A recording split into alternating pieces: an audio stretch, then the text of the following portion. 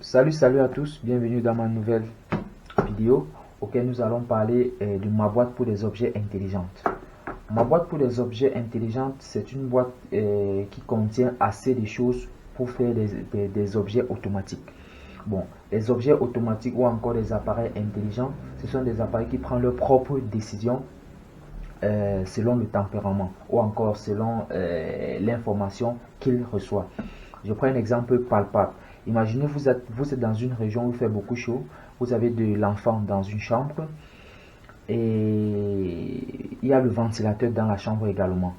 Peut-être vous êtes en train de travailler, généralement dans la journée, quand l'enfant est dans la chambre, vous êtes un peu occupé, disons.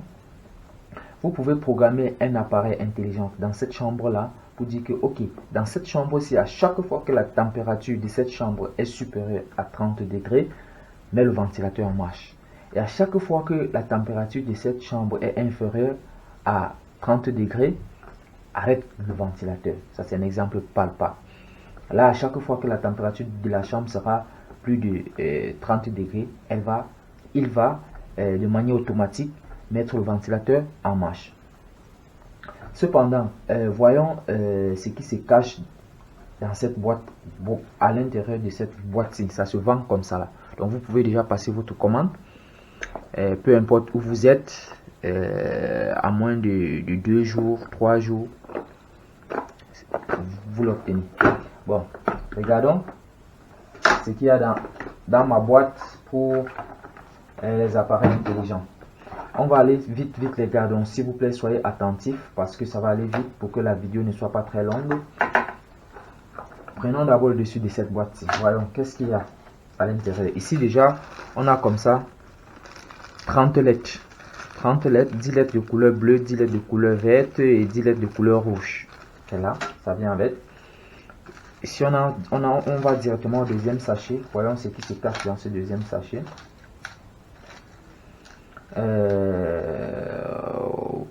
On a comme ça là 10 résistances, je sais pas si vous le voyez, 10 résistances de 330 ohms. On a également 10 résistances de 1 kilo ohm. On a 10 résistances de 220 ohms et également on a 10 résistances de 10 kilo ohm. C'est les résistances qu'on va utiliser dans les prochaines vidéos. On a comme ça là des récepteurs infrarouges.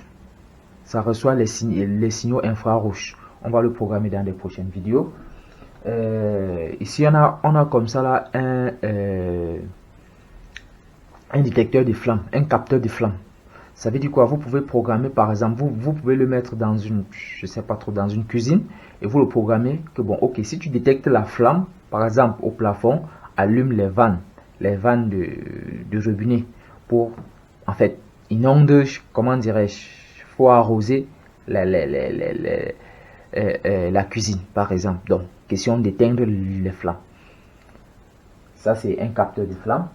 Ici là on a un capteur de température. Comme je l'ai dit tout à l'heure les gars, donc ça peut être vous dans cette chambre là que vous dites que bon, à chaque fois que la température de cette chambre est supérieure ou égale à tel degré, fais ci ou fais ça. C'est avec ces capteurs de température là. On a ici là comme ça les photorésistances. Les photorésistances ici, ce sont des résistances qui captent l'ombre ou la lumière, donc l'obscurité ou la lumière. Elles sont généralement utilisées pour mettre des ampoules sur des routes ou encore dans des couloirs, je sais pas trop. Vous pouvez le programmer en disant ok, à chaque fois que la nuit tombe, éclaire cette lampe-ci ou encore éclaire la lampe du couloir, et à chaque fois que le jour s'élève, éteins les lampes du couloir de manière automatique. Et puis on va le voir dans les prochaines vidéos. Voyons le troisième sachet les gars, de manière vite. Qu'est-ce qui se cache dans ce troisième sachet? On a ici là comme ça le bouton de commande qui fonctionne un peu comme des interrupteurs. Vous avez ici là comme ça 5 boutons de commande, ça fonctionne un peu comme des interrupteurs. On va le voir dans les prochaines vidéos. Ici là comme ça on a non, j'ai confondu. Ici là, comme ça, on a les buzzers. On a deux buzzers, un buzzer actif et un buzzer passif. Les buzzers, en deux mots, ce sont des émetteurs de son. En fait, on le programme généralement pour émettre des alarmes. Par exemple, vous dites, ok, si tu captes la présence de quelqu'un, donc vous pouvez programmer un système de sécurité, par exemple, avec, pour dire, ok, si tu détectes la présence de quelqu'un ici de telle heure à telle heure, il met une alarme. C'est avec ça. Ici, là, comme ça, on a Ici, là, on a les capteurs de vibration. À quoi servent les capteurs de vibration? Par exemple, vous pouvez le programmer. Par exemple, quand quelqu'un marche, le simple fait que quelqu'un marche, il émet des vibrations. Par exemple, ça peut capter ces vibrations et ça vous dit, ok, quelqu'un vient et cette vibration est à 5 mètres, 10 mètres ou à 2 mètres de vous. Ça dépend. On va le voir dans les prochaines vidéos. Ici, là, comme ça, là, on a un registre à décalage. Un registre à décalage. On va également le voir comment le programmer dans les prochaines vidéos. Ici, là, comme ça, on a également les... Ils appellent ça déjà comment? Les capuchons de cavalier. Bon, on va... C'est pour la connexion des circuits électriques. Ou encore des câbles électriques. D'ailleurs, on va le voir dans les prochaines vidéos. Également, ici, les gars, on a les câbles de démarrage, les câbles de connexion, mâle, femelle, femelle, femelle, pour faire tout le... Puis on aura un tas de raccordements à faire. Ici, c'est juste des fils de connexion. Rien à dire dessus. Allons maintenant dans la boîte mère et voyons ce qu'il y a dedans. Les gars, je vous invite à vous abonner. Cette fois-ci, ça va aller très vite. Parce que on va en même temps faire de la mécanique. En fait, pour les gens qui font mécanique, mécatronique, robotique, électronique, électricité même, pourquoi pas, ou encore les gens qui veulent faire la robotique tout simplement, les gars, je vous conseille d'acheter cette boîte-ci, car les prochaines vidéos, quand on va essayer de faire des objets, qu'on va les imprimer sur nos qu'on va imprimer les parties de ces objets là sur nos imprimantes 3D, on va les programmer avec des circuits venant de cette boîte-ci là. Ok, continuons. Ici là, comme ça, vous avez à l'intérieur, on a à l'intérieur de cette boîte-ci là un circuit, une carte, autant pour moi, une carte Arduino Uno. Et on a ici un câble de connexion. Déjà, à quoi c'est une carte Arduino Uno? Quand par exemple vous allez programmer pour dire que ok, à chaque fois que la température de cette chambre est supérieure à 20 degrés, allume, met le ventilateur en marche. Par exemple, c'est cette carte-ci là qui va lire toutes ces informations là, parce que on le programme, on écrit ces informations là sur un ordinateur. Et avec ce câble-ci là, c'est un câble pour téléverser des informations ou encore le codage qu'on écrit sur l'ordinateur dans cette carte Arduino. On va voir dans les prochaines vidéos. Ici là, qu'est-ce que nous avons ici? Nous avons ici là une planche à pain de grande dimension. Ça va nous servir de connexion. Ici là, vous avez certainement vu ça peut-être chez un ami ou encore dans des films. Ça, ils appellent ça... Bon, en intérieur, on voit. Ça, c'est une télécommande. Bon, pour télécommander à distance, tout simplement. Ici là, on a une carte. Ils appellent ça, ça sont des cartes RFID ou encore des cartes NFC. Ce sont des cartes. Quand je dis, vous avez certainement vu ça dans des films. Vous voyez déjà du porte que quand vous passez la carte sur la porte s'ouvre. C'est ce système là ici, par exemple.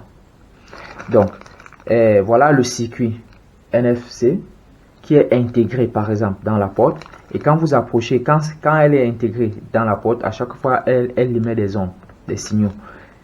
Et quand vous approchez votre carte là, elle lit votre carte. Et en fonction des informations qu'elle reçoit de votre carte, elle met un signal et ce signal-là est interprété et ce qui déclenche un mouvement qui peut être par exemple ouvrir la porte. Ou encore cette clé-ci là, ça sont des porte-clés. C'est toujours ce sont des porte-clés NFC. Ça a le même fonctionnement ou encore RFID. ça a le même fonctionnement que cette carte ici. Donc quand vous approchez sur votre circuit qui est intégré dans la porte, vous venez juste là, elle lit et elle ouvre par exemple une porte. C'est ce système là, on va voir comment le programmer, comment l'intégrer, tout ça dans les prochaines vidéos. Ici là on a un écran LCD. Bon, ce n'est pas très petit comme détail comme écran. Les gars, on va aller vite. Ici là on a un moteur. Par exemple, un moteur, ça c'est un moteur pas à pas avec son pilote. Un moteur pas à pas. Quand vous approchez, ce qu'on a vu avec cette carte ici là, quand vous allez approcher, disons, ça c'est un exemple, approchez votre carte sur la porte, quand elle va lire, elle va émettre un signal. Ce signal là peut être interprété et déclencher un mouvement. Quand ça déclenche un mouvement, ça peut déclencher un mouvement d'un moteur qui tourne pour faire ouvrir par exemple une porte ou la fermer. On va voir ça dans les prochaines vidéos. Ça sont des moteurs pas à pas, ça vient avec son pilote. Ça c'est également, on a également ici là un servo moteur. Donc l'autre là c'est un moteur pas à pas et ceci c'est un servo moteur. On va voir ça également dans les prochaines vidéos et voir la différence entre les deux. Ici là on a, ils appellent ça, ça sont des claviers 4x4. Bon, les modules des claviers 4x4. On va voir ça dans les prochaines vidéos, comment ça fonctionne et tout. Ici là on a un relais. À quoi c'est un relais par exemple? Un relais, c'est assez de pont en fait. Il permet de contrôler ou encore de programmer un appareil de grande puissance d'un circuit de petite puissance. Par exemple, notre carte Arduino ne prend que 5 volts. Imaginez, vous avez votre carte Arduino 5 volts que vous allez programmer que, ok, peut-être si la machine a fini, si tu ne détectes plus de blé par exemple dans la machine, arrête arrête le fonctionnement ou encore arrête la machine. Et si tu détectes le blé dans la machine, dans le réservoir, autant pour moi, ouvre la machine ou encore mets la machine en marche. Bon, la machine par exemple, ça peut faire 320 volts. Ça peut prendre 320 volts. Et vous allez programmer sur votre petite carte Arduino qui ne prend que 5 volts. Bon, le pont entre les deux, vu que votre machine prend comment dirais-je, un voltage assez conséquent, donc c'est très puissant, pour pouvoir le programmer à partir d'un circuit de petits voltages ou encore en fait qui ne prend pas assez d'énergie, on a besoin d'un relais. Donc on va le voir dans les prochaines vidéos. Ici on a, vous avez comme ça c'est une manette de commande à deux axes X, Y pour commander à distance. À distance, on va voir ça dans les prochaines vidéos. Ici là on a comme ça un capteur, si vous regardez bien là, c'est écrit là water sensor. Donc ça c'est un capteur de niveau d'eau. Donc vous pouvez le mettre dans un récipient et vous dites et vous mettez un programme là-dessus en disant ok, si le niveau d'eau du récipient est à 80%, ferme les robinets ou encore au cas contraire ouvre le robinet. On va voir ça dans les prochaines vidéos. Ici là comme ça on a un capteur de son. On peut par exemple, on peut également le programmer. Vous mettez dans la chambre de l'enfant, de manière à ce que vous dites en termes d'information, à chaque fois que l'enfant pleure, allume la lumière. Donc à chaque fois que ça va détecter le son de l'enfant ou encore les cris de l'enfant directement, ça va allumer la lumière. Ça c'est un exemple. Ici là on a un capteur d'humidité et de température. Donc ça peut détecter l'humidité et vous dire que non, cette chambre-ci le taux d'humidité est élevé ou basse, je sais pas trop, selon ce que vous voulez, les gars.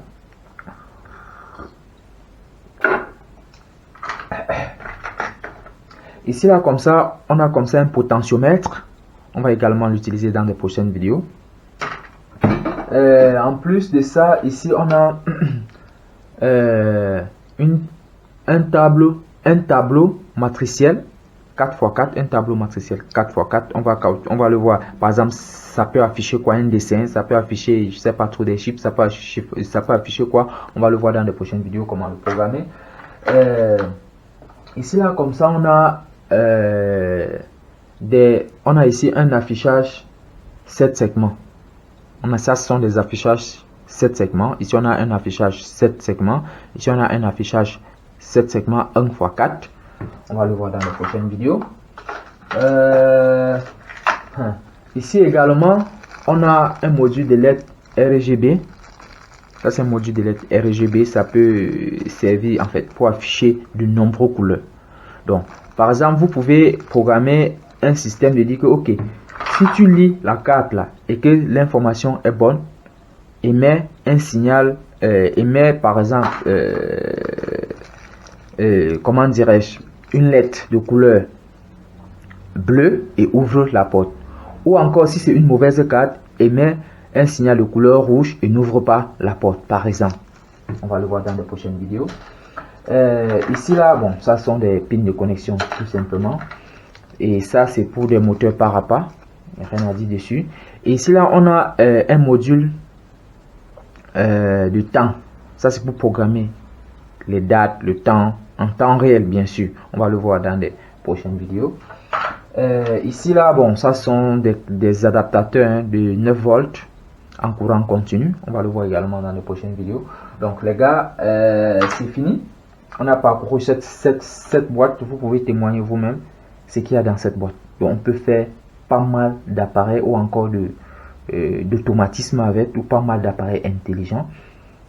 Ou encore il y a un tas de choses qu'on va faire dans les prochaines vidéos. Comment le programmer, comment le câbler, tout ça. On va le voir dans les prochaines vidéos. Donc je vous invite cette fois-ci les gars à vous abonner et à partager la vidéo. S'il vous plaît. Vous passez une très bonne fin de journée si c'est le jour là-bas, ou encore une bonne fin de soirée si vous êtes en soirée là où vous êtes. Salut, à se revoir la prochaine vidéo.